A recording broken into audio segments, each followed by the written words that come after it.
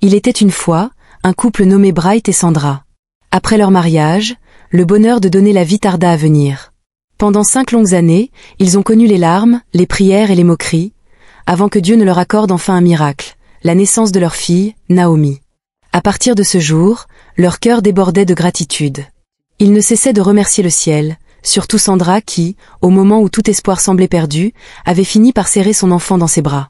Un soir, après le dîner, la famille était couchée. Naomi dormait paisiblement entre ses parents. Bright la contemplait, un sourire accroché aux lèvres. « Dis-moi, pourquoi souris-tu comme ça ce soir ?»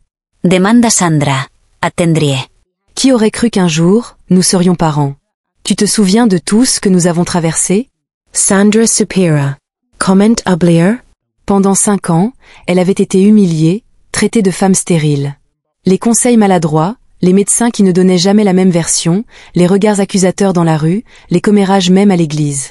Elle avait failli sombrer quand une femme lui lança en face qu'elle n'était pas une vraie femme, mais un homme, puisqu'elle n'arrivait pas à donner d'enfant à son mari. Les larmes coulèrent sur ses joues. « C'est du passé », murmura Bright en essuyant ses yeux. « Aujourd'hui, Dieu nous a bénis avec Naomi. Elle est notre trésor. » Et dire que la semaine prochaine, elle fêtera déjà ses 7 ans, ajouta Sandra avec un sourire ému. Ils restèrent là, silencieux, à contempler leur petite fille qui dormait comme un ange. Puis Bright éteignit la lumière. Le lendemain, tout bascula. Pris dans ses responsabilités au travail, Bright perdit complètement la notion du temps. C'était le week-end, et comme d'habitude, c'était lui qui devait aller chercher Naomi à l'école. Mais ce jour-là, près d'1 heure s'était déjà écoulée après la sortie des classes, et il n'était toujours pas arrivé. Inquiète, Sandra finit par l'appeler. Bright, surpris et confus, la supplia d'aller récupérer Naomi à sa place, car il était coincé au bureau. Sans attendre, Sandra abandonna ce qu'elle faisait et se précipita vers l'école. Elle était déjà en retard de 55 minutes, et le trajet lui prit encore un quart d'heure. Elle monta dans un bus, mais quelques minutes plus tard, un embouteillage monstre paralysa la circulation. Paniquée, elle descendit et chercha une moto-taxi, espérant gagner du temps. Alors qu'elle s'apprêtait à grimper, elle réalisa qu'elle avait laissé son sac et son téléphone dans le bus. Dilemme terrible, continuer vers l'école ou rebrousser chemin. Elle choisit de repartir à grandes enjambées, espérant rattraper son bus. Pendant ce temps, à l'école, Naomi attendait seule sur un banc, entourée de quelques camarades qui, les uns après les autres, repartaient avec leurs parents. Une petite fille la taquina en partant. « Naomi, ton papa ne viendra pas aujourd'hui. » La fillette baissa la tête. Elle avait tellement faim, et surtout, elle se demandait pourquoi ses parents tardaient tant à venir. Naomi n'avait rien mangé de toute la journée. Elle n'aimait pas le repas que sa mère avait préparé et glissé dans sa boîte à lunch. Affamée et fatiguée d'attendre, elle se leva soudainement et décida de rentrer seule à la maison. Sac sur l'épaule et boîte à lunch à la main, la fillette s'engagea sur le chemin du retour. Quelques minutes plus tard, sa boîte lui échappa des mains et roula jusqu'au milieu de la route. Naomi fit quelques pas pour aller la récupérer. Un passant cria son nom en voyant une voiture foncer droit sur elle. Le conducteur appuya de toutes ses forces sur les freins, mais il était déjà trop tard. Le choc fut brutal. Naomi gisait au sol, inconsciente, baignant dans son sang. Le conducteur, pris de panique, sortit précipitamment de sa voiture. Avant que la foule ne s'approche, il souleva l'enfant blessé, la remit dans son véhicule, fit marche arrière et démarra en trombe, emportant Naomi avec lui. Pendant ce temps, Sandra, toujours à la recherche du bus dans lequel elle avait oublié son sac, s'agitait. Elle voyait des chauffeurs faire demi-tour pour éviter l'embouteillage. Le bus qu'elle cherchait avait sans doute pris une autre direction. Désemparée, elle porta ses mains sur sa tête. Elle venait de perdre son sac contenant son téléphone et son argent. Impossible d'appeler son mari, impossible de payer une moto-taxi. Décidée, elle continua à pied vers l'école, espérant emprunter le téléphone d'un enseignant. Sous un soleil écrasant, elle marcha de longues minutes. Quand elle arriva enfin devant le portail, ruisselante de sueur, son cœur se serra, la cour était vide. Elle voulut croire que sa fille se trouvait encore à l'intérieur. Mais à cet instant, la directrice sortit, un cadenas à la main, prête à fermer la grille. « Bonjour madame », dit Sandra en forçant un sourire. « Bonjour ma chère, mais pourquoi êtes-vous dans un tel état ?» demanda la directrice, intriguée par sa sueur et son air inquiet. « Je suis tellement désolée d'être en retard. J'espère que ma fille est encore là ? » « Non. Il est déjà 16 heures, tout le monde est parti. » Le vendredi, Nous fermons plus tôt, répondit la directrice en fermant le portail. Sandra sentit son soufflet se couper. Et Naomi? Où est ma fille? Demanda-t-elle, la voix tremblante. Peut-être que votre mari est passé la chercher? Après tout, c'est souvent lui qui vient le vendredi, suggéra la directrice. Impossible. S'il l'avait prise, il ne m'aurait pas demandé de venir, répondit Sandra, de plus en plus inquiète. Alors appelez-le, proposa la directrice. Je ne peux pas, j'ai oublié mon sac et mon téléphone dans un bus à cause des embouteillages. Je voulais d'abord récupérer ma fille avant de m'en occuper. La directrice, compatissante, sortit son propre téléphone et le tendit à Sandra. Celle-ci composa rapidement le numéro de Bright. Allô? Répondit-il aussitôt. Bright. Est-ce que tu as récupéré Naomi? Cria Sandra d'une voix tremblante.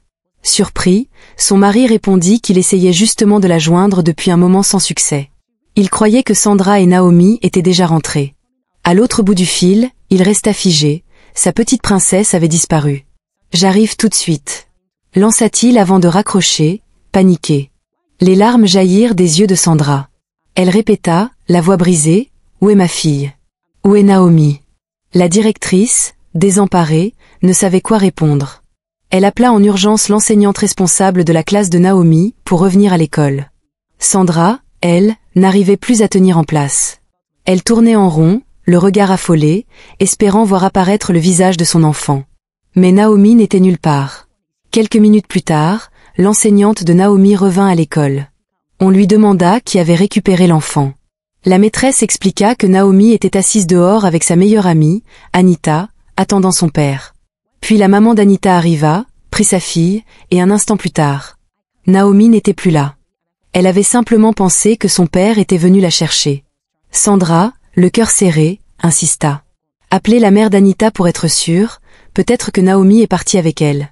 L'enseignante chercha fébrilement le numéro dans ses contacts. C'est alors que Bright arriva à toute vitesse, descendant d'une moto, l'air paniqué. Au même moment, le téléphone de la directrice sonna.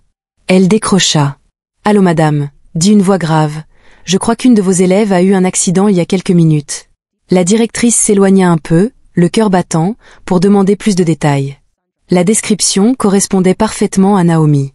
Elle resta figée, le téléphone à la main. Comment annoncer à ses parents que leur unique enfant venait d'être victime d'un accident grave? Et qu'en plus, on ignorait où l'homme qui l'avait percuté l'avait emmené. Elle leva les yeux, Sandra sanglotait dans les bras de Bright. La maman d'Anita venait d'affirmer que Naomi n'était pas avec elle. La directrice sentit les larmes lui monter aux yeux, partagées entre confusion et pitié. Pendant ce temps, Naomi venait d'être renversée par une voiture lancée à toute vitesse. Le conducteur, un homme nommé David, descendit précipitamment. En voyant la petite gisant presque sans vie, il la souleva sans hésiter et la mit dans sa voiture. Le visage crispé, il priait intérieurement. « Mon Dieu, ne permets pas qu'elle meure avant d'arriver à l'hôpital. » David, homme d'affaires de passage, était absorbé par un appel téléphonique au moment du drame. Il n'avait même pas remarqué la fillette traversant la route.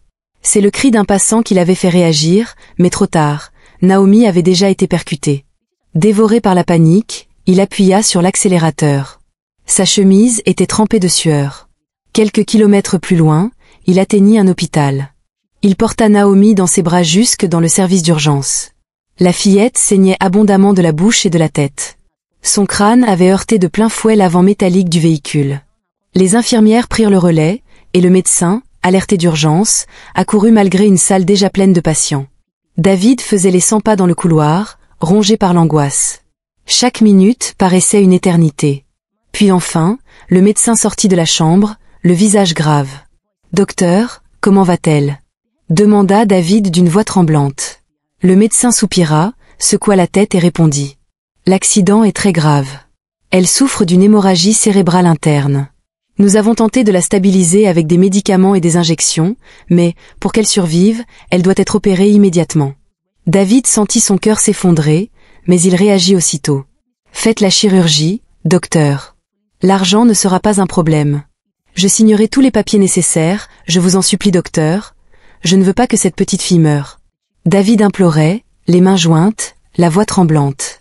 Le médecin secoua tristement la tête. « Je suis désolé, mais nous n'avons pas l'équipement requis ici. Elle doit être transférée ailleurs. » Je vais vous donner quelques notes médicales écrites. David était désemparé. Il ne connaissait pas la ville, ni quel hôpital disposait du matériel nécessaire. Il prit alors une décision radicale. Ramener Naomi dans sa propre ville, à 4 ou 5 heures de route, là où il savait qu'elle aurait plus de chances d'être sauvée. Le médecin lui donna son accord, rédigea les notes et administra une nouvelle injection à Naomi pour stabiliser son état. Pendant ce temps, à l'école, la directrice appela doucement Bright et Sandra. Ils se retournèrent aussitôt, inquiets. « Je viens de recevoir un appel. Votre fille Naomi a eu un accident », annonça-t-elle d'une voix brisée. « Quoi » s'écria Sandra. « Où ça? Où est-elle » La directrice répondit. Pas loin d'ici, à quelques minutes dans la rue. Sans attendre, Sandra se mit à courir dans la direction indiquée, suivie de près par Bright. Essoufflés, ils arrivèrent sur les lieux. Mais on leur dit que l'homme qui avait renversé Naomi l'avait emporté, peut-être vers un hôpital. Ne sachant lequel, le couple, la directrice et l'enseignante arrêtèrent un taxi en urgence et se précipitèrent vers l'hôpital le plus proche. Dans le taxi, Bright bouillonnait intérieurement. Il savait que toute cette tragédie découlait de son oubli. Sandra, elle, s'accrocha à lui, sanglotant, espérant de tout son cœur retrouver sa fille vivante. Même la directrice et l'enseignante priaient en silence. À leur arrivée au premier hôpital, Sandra entra la première, affolée. « S'il vous plaît, avez-vous vu une petite fille en uniforme scolaire, victime d'un accident ?» Les infirmières vérifièrent leur dossier, mais aucune enfant correspondant à cette description n'avait été admise. Le cœur brisé, Sandra ressortit en courant. Ils se dirigèrent alors vers un deuxième hôpital, puis un troisième. Là-bas, enfin, un infirmier leur confirma qu'une fillette correspondant à la description venait d'être admise. Mais c'était un grand hôpital, ils devaient attendre qu'on leur indique dans quel service elle avait été conduite. Sandra sentit son cœur s'alléger, enfin, elle allait revoir son unique enfant. Elle priait juste pour qu'elle soit toujours en vie. Tous attendaient nerveusement, puis un médecin sortit, les regarda avec gravité. Sandra s'avança, les yeux pleins de larmes. « Docteur, comment va ma fille? Où est-elle?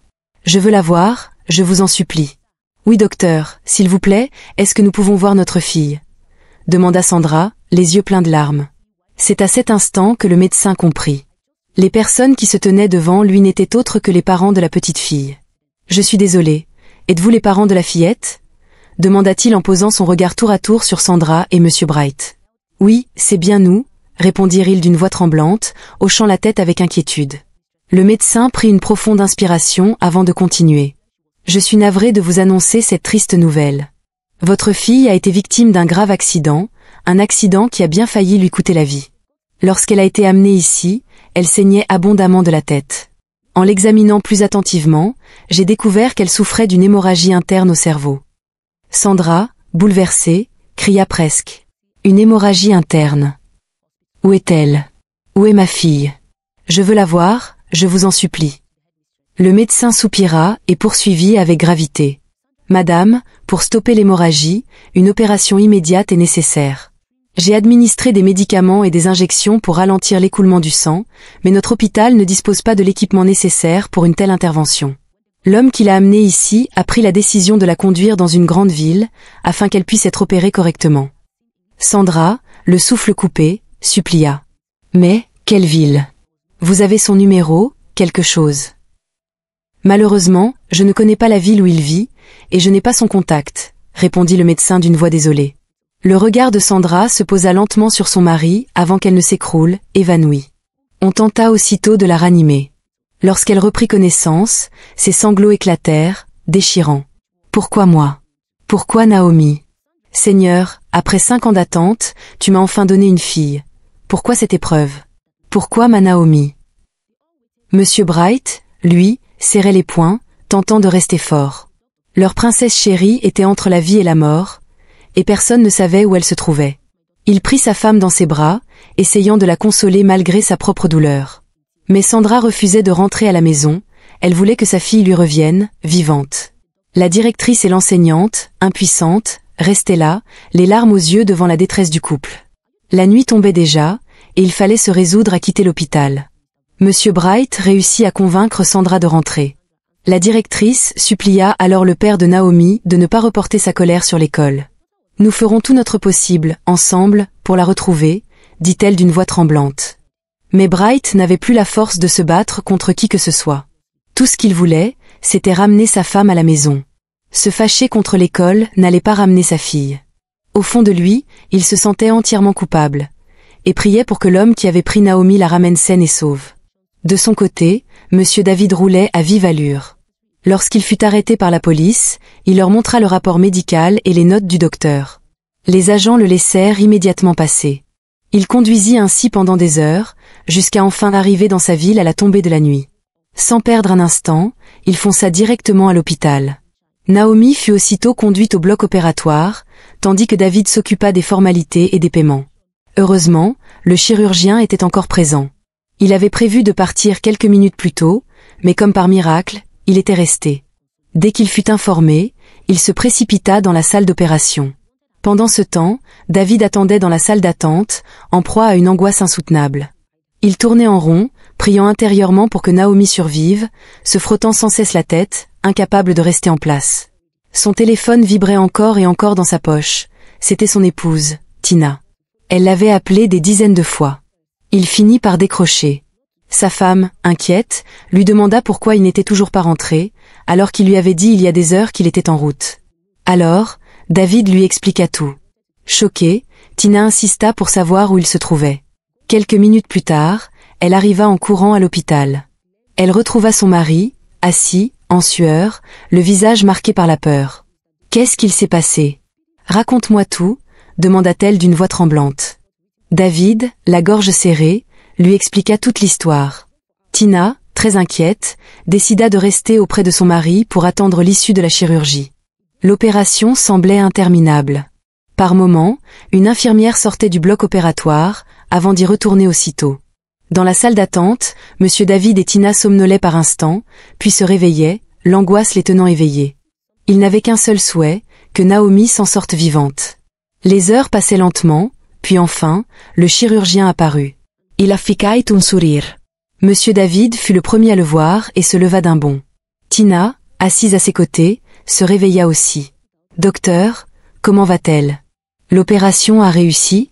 demanda Monsieur David, la voix tremblante. Le médecin répondit calmement. « Par la grâce de Dieu, et non par nos seules mains, la petite est hors de danger. Oui, l'opération a été un succès. Oh, merci Seigneur !» s'écria Monsieur David, soulagé, tandis que Tina l'enlaçait, submergée par l'émotion. « Chut, s'il vous plaît, baissez un peu la voix », ajouta le médecin avec douceur. « D'accord, d'accord », répondit Monsieur David. Puis le docteur poursuivit. « Elle va avoir besoin de beaucoup de repos. Elle risque de perdre une partie de sa mémoire, mais avec le temps, et toujours par la grâce de Dieu, cela peut revenir. Pendant un certain temps, elle aura aussi du mal à parler correctement. J'ai laissé une ordonnance à l'infirmière. Assurez-vous qu'elle prenne bien ses médicaments. Mais surtout, ce qu'il lui faudra, c'est votre amour et vos soins. Pouvons-nous la voir ? Demanda Tina, d'une voix douce et tremblante. Oui, mais évitez de la déranger.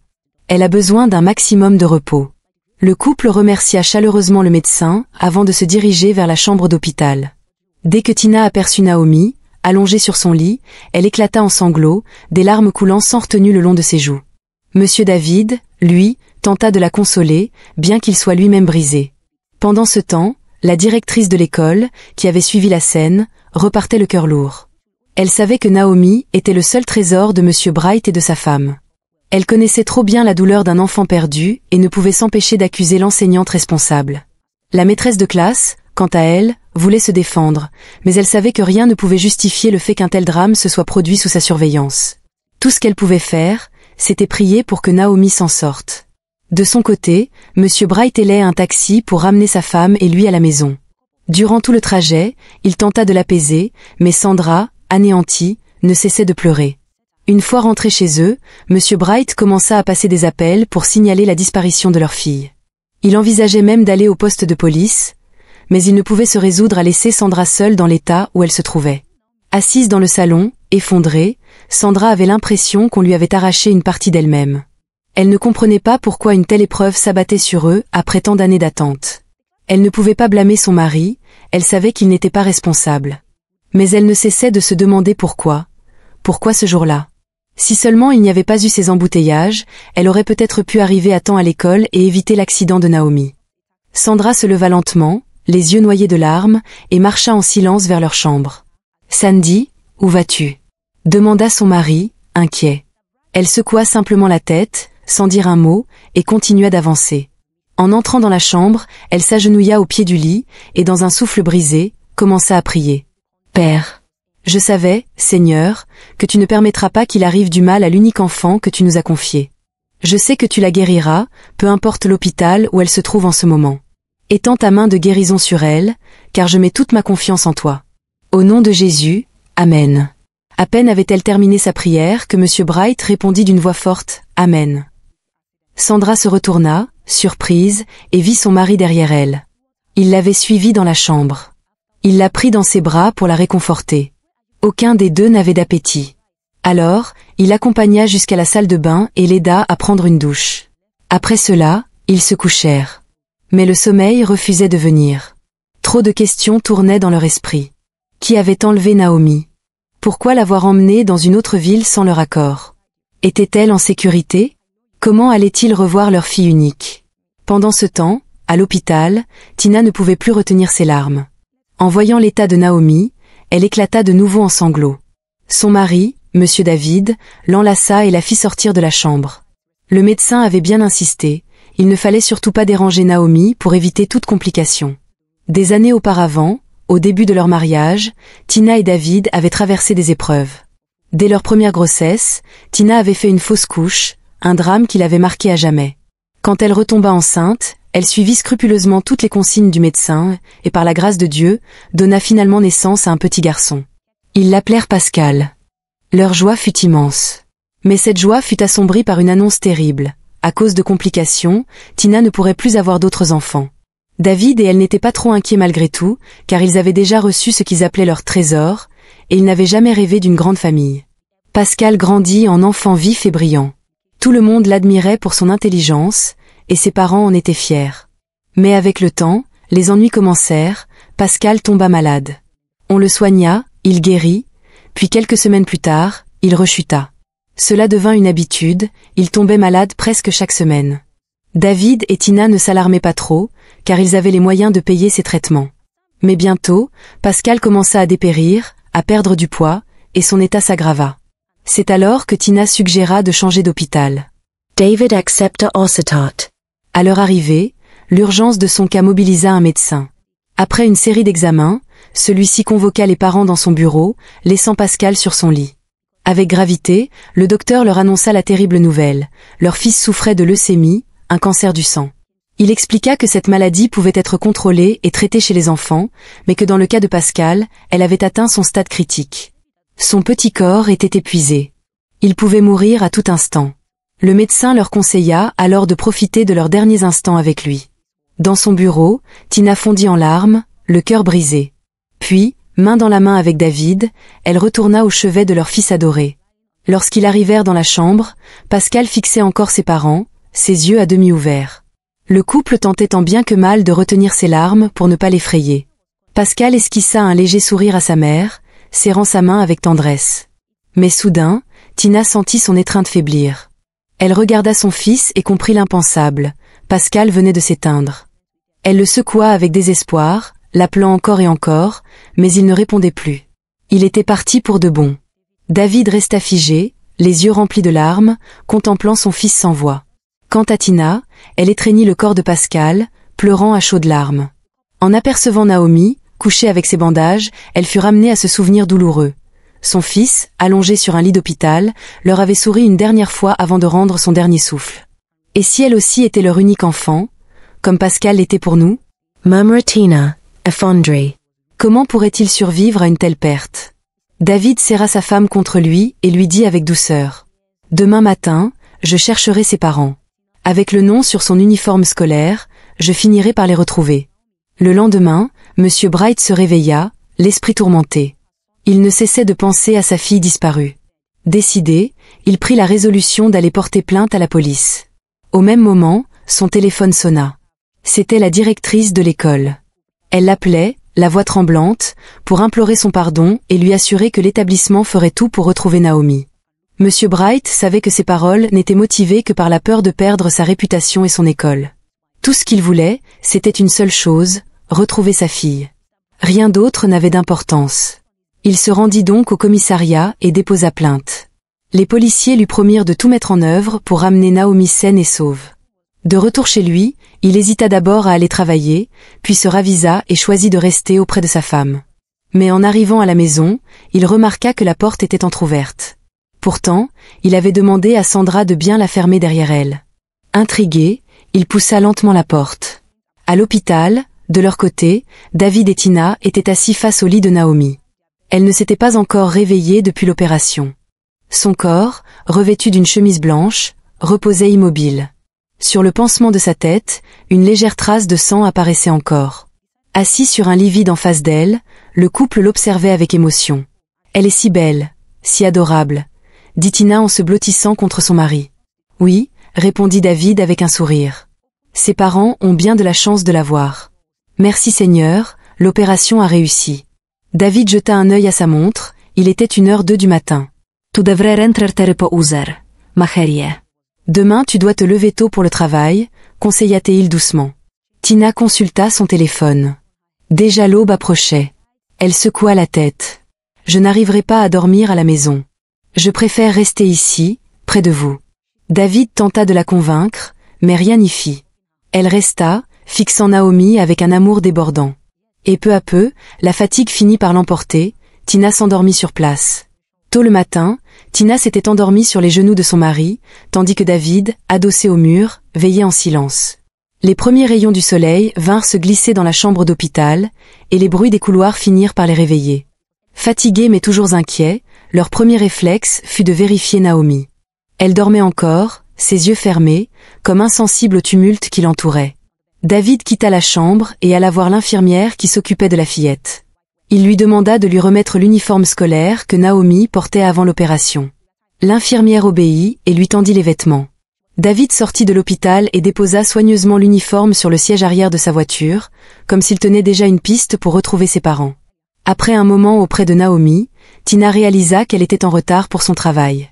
À contre-cœur, elle quitta l'hôpital, laissant son mari auprès de la petite. David, de son côté, remit un pourboire à l'infirmière pour qu'elle veille particulièrement sur Naomi, puis prit la route. Mais en rejoignant sa voiture, il eut une mauvaise surprise, 2 pneus étaient crevés. Étonné, il se souvint qu'ils étaient encore intacts lorsqu'il avait déposé l'uniforme. Ne disposant que d'une seule roue de secours, il partit chercher de l'aide et finit par faire réparer son véhicule. Enfin, il se remit en chemin, déterminé à retourner dans la ville où il avait accidentellement percuté Naomi, pour y retrouver ses véritables parents grâce au nom inscrit sur son uniforme. Mais à mesure qu'il approchait de la destination, un détail glaçant le frappa. L'uniforme, qu'il avait placé soigneusement à l'arrière de la voiture, avait disparu. Pris de panique, David arrêta sa voiture sur le bas-côté, fouilla partout à l'intérieur comme à l'extérieur, mais l'uniforme s'était volatilisé. Quelqu'un l'avait-il retiré ? Ou était-ce un signe que Naomi n'était peut-être pas destinée à retrouver ses parents? Derrière ce mystère se cachait une autre interrogation. Tina, marquée par la perte de son propre fils, pourrait-elle supporter de rendre Naomi à sa famille? Et si son amour pour l'enfant l'amenait à nourrir d'autres intentions? Le voile sur ses secrets ne tarderait pas à se lever dans la suite de cette histoire.